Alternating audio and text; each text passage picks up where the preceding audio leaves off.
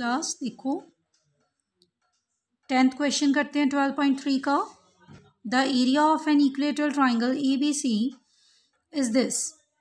Equatorial triangle का area this ये वाला है।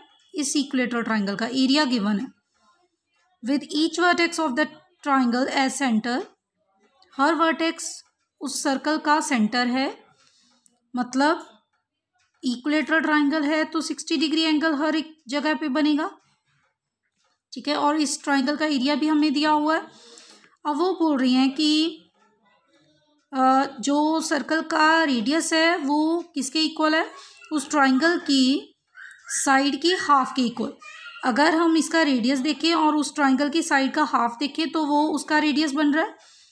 और find the area of shaded region. Shaded region का हमने एरिया ढूंढना है, जबकि पाई की वैल्यू 3.14 और √3 की वैल्यू ये यूज़ करनी है। तो अब हमें पता है कि शेडेड रीजन सिर्फ ये है, तो कैसे ढूंढेंगे। मुझे ये दिख रहा है कि ये एक सेक्टर बन रहा है, सर्कल का ये सेक्टर बन रहा है, ये भी सेक्टर है और ये भी सेक्टर है। एरिया ऑफ ट्राइंगल में से अगर मैं 3 सेक्टर्स के एरिया को माइनस कर दूं तो मेरे पास आ जाएगा शेडेड रीजन का एरिया। तो ऐसे ही करना है। अब हम देखेंगे कि एरिया ऑफ ट्राइंगल तो मुझे गिवन है, अब मुझे ढूंढने की ज़रूरत नहीं है, वो मुझे गिवन है। तो मैं एरिया ऑफ सेक्टर निकालूंगी, एक सेक्टर का निकालूँ, उसको 3 के साथ मल्टीप्लाई कर दूंगी क्योंकि तीनों सेम है। सेक्टर के लिए मुझे एक रेडियस चाहिए और थीटा चाहिए। थीटा तो मुझे है, मेरे पास है 60 डिग्री, बट रेडियस नहीं है। रेडियस मैं ढूंढूंगी। रेडियस कैसे ढूंढेंगे।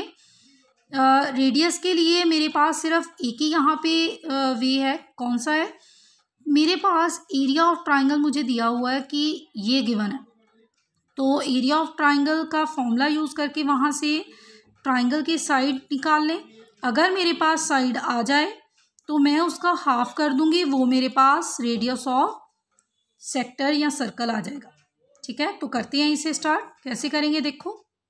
हाँ जी, देखो साइड को मैं अपनी तरफ से x मान लूँ और एरिया ऑफ इक्वेटोरियल ट्राइंगल मुझे क्या दिया हुआ है उन्होंने 17320.5 सेंटीमीटर स्क्वायर। तो मैं इस साइड पे एरिया ऑफ ट्राइंगल का फॉर्मूला पुट कर दूँ। √3/4 साइड स्क्वायर होता है और साइड को मैंने क्या माना है x स्क्वायर। तो इस साइड पे मेरे पास यही रहेगा, ठीक है। अब मैं x स्क्वायर को ऐसे और इसको दूसरी साइड पे लेकर जा रही हूँ। जब मैं इसको दूसरी साइड पे लेकर जाऊंगी 4 ऊपर और √3 नीचे आ जाएगा। अब मुझे एक और चीज़ उन्होंने दी हुई है, वो बोल रहे थे कि √3 की वैल्यू यहाँ पे पुट कर दो। मैं ये पॉइंट हटा रही हूँ, पॉइंट हटाऊँ तो नीचे 10 बन जाएगा। √3 की वैल्यू भी पुट कर दूँ, वो कौन सी दी हुई है, ये दी हुई है 1.73205। 1.73205 ये दी हुई है। तो मैं नेक्स्ट स्टेप पे क्या कर रही हूँ, ये मैंने पॉइंट हटाया, यहाँ पे लगा, इसका भी मैं पॉइंट हटा दूँ। पॉइंट हटा दिया तो मेरे पास 5 zeros आ जाएंगी, ठीक है। तो अब मैं कट करके देखूँ, ये एक 0 के साथ कट, ये पूरी टर्म का कट, मेरे पास ऊपर बचा 4 के साथ 4 zeros, ठीक है। अब जब मैं स्क्वायर दूसरी साइड पे लेकर जाऊंगी ये बन जाएगा √।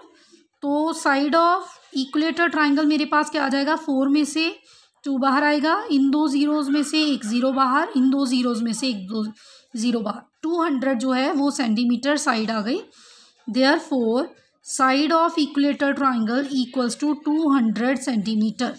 तो मुझे पता है कि वहाँ से रेडियस क्या आ जाएगा, रेडियस ऑफ सर्कल क्या आ जाएगा, साइड का अगर मैं हाफ कर दूं, क्योंकि उन्होंने खुद ही बोला हुआ है कि साइड ऑफ इक्वेटोरियल ट्राइंगल का अगर हम हाफ कर दें तो वो मेरे पास रेडियस ऑफ सर्कल आ जाएगा।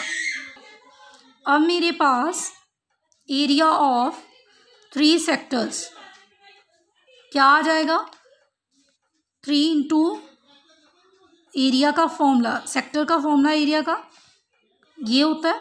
तो मैं यहाँ पे वैल्यू पुट कर दूँ। थीटा की वैल्यू 60 डिग्री है क्योंकि इक्वेटोरियल ट्राइंगल है, और पाई की वैल्यू 3.14 है। आर की वैल्यू मुझे ऊपर मैंने फाइंड की है 100 है, 2 टाइम्स है तो मैं 100 2 टाइम्स लिख रही हूँ। ये मेरे पास कट करके 6 आ गया। मैक्सिमम कटिंग देखो कितनी हो रही है। और अगर मैं इसका पॉइंट यहाँ पे हटा दूँ या नेक्स्ट स्टेप पे हटा दूँ 100 आ जाएगा। 2 इसके साथ कैंसिल हुआ, 157, 100 के साथ कैंसिल हुआ।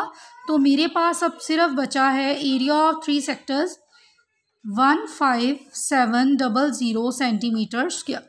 ये मेरे पास आ गया एरिया ऑफ 3 सेक्टर्स। अब मैं एरिया ऑफ शेडेड रीजन निकाल लूँ। एरिया ऑफ शेडेड रीजन किसके इक्वल आएगा? Area of equilateral triangle -3 into area of sectors, क्योंकि 3 सेक्टर्स थे तो मैंने यहाँ पे वैल्यूज़ पुट कर दिए हैं। इक्विलेटरल ट्राइंगल का एरिया मुझे ये दिया हुआ था, सेक्टर्स का एरिया मुझे मैंने ये निकाल लिया, माइनस किया तो ये आ गया ये answer, area of shaded region. ठीक है, तो आप इसको अच्छी तरह से देख लोगे। एक बार पूरे क्वेश्चन को इधर से भी दिखा रही हूँ, अच्छी तरह से देख लोगे और इसको अच्छी तरह से समझोगे भी।